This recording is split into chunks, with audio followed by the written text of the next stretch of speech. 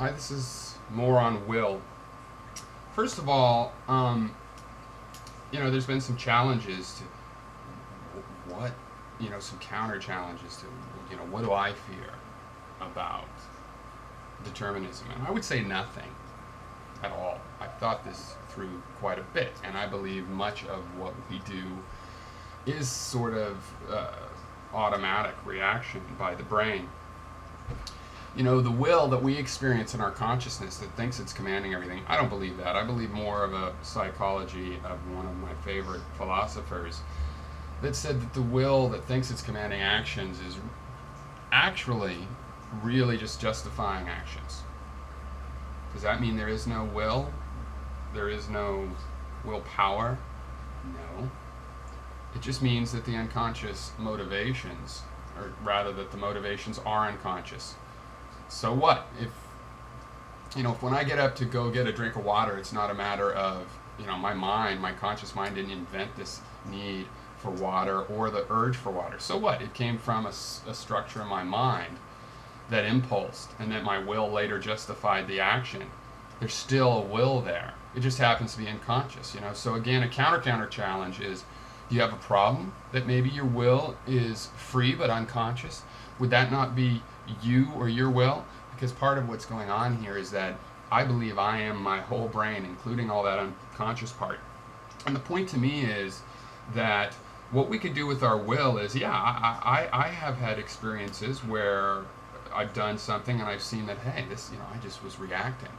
But then with my will, I can wonder about that. And then with my will, I can metaphorically travel to that part of my mind, and I can find out why the pattern exists, and then I can work on it so that the next time it'll come out different. The dominoes that are set up to come out a certain way, I get to set those up. I get to set at least some of those up. Now, I would say one issue is, okay, great, this makes you feel less responsible about your mistakes. I believe that's important. I do the same thing by thinking through a lot of the decisions I make, so that I know that if later on I think that it was a mistake, that I'll know what information I had at the time, and I will be able to see, hopefully, that the reasons, the necessity of having made the decision that I made. But on the other hand, I look in the world and I see so many people saying, I can't do this, I can't do that, I woke up and I can't get to sleep. Maybe they can't get to sleep, or maybe they're just saying that. Maybe they haven't really tried to get to sleep. Maybe they haven't tried, and that's what I see a lot, is that people aren't really trying. They don't want to take responsibility. So I'm not too thrilled with them not taking responsibility. But even more important than that is myself. I intend to keep taking responsibility, and for me to do that involves this concept of will. And it's a very well demonstrated concept as far as I'm concerned, so I'm willing to talk about it, but the burden of proof is on you to describe why this phenomena we all see is unreal. And then once you say that it's unreal, you have to show that you haven't just defined what will really is. Have you really said that will doesn't exist at all, or have you just defined what it is? So if somebody commits a crime, they're not responsible? They have no responsibility? Or if somebody loves you, that isn't any of their will because they're compelled to that? Well, what if they love you and then cheat on you? That's not their will?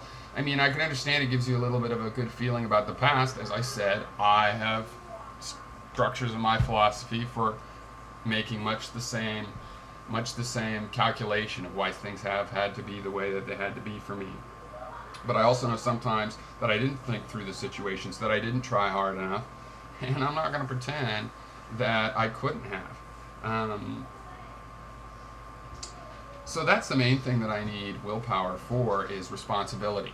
The second thing is that I believe in progress, and I don't see how you're going to define thinking and solving and learning without a will. Now, one last thing I'll say is that fundamentally, decades ago, I came to the decision that will and randomness are indistinguishable. That what is random for another person is really someone else's decision that you do not know the origins of. if somebody has a pre-selection, they're stuck on always choosing number 5 when you say pick a number between 1 and 10. If you know that person and have enough knowledge, or are that person, you should have enough knowledge, then that number won't seem random. But if you're another person just meeting that person for the first time, it's still a random number. You didn't know that 5 was their predilection. If they keep repeating, you might see the pattern and learn. But to me, this knowledge and of having some knowledge of the thing in itself versus not is what the difference is between random and will. So if you take that, then the random emission of a photon from an electron could be seen as equivalent to an act of will. And one might assume that if you are the electron, it's a choice, but that the electron doesn't really doesn't have any basis or reason to make one choice rather than another. There's no benefit to it from choosing one or another. Now, in the molecular case, it does matter.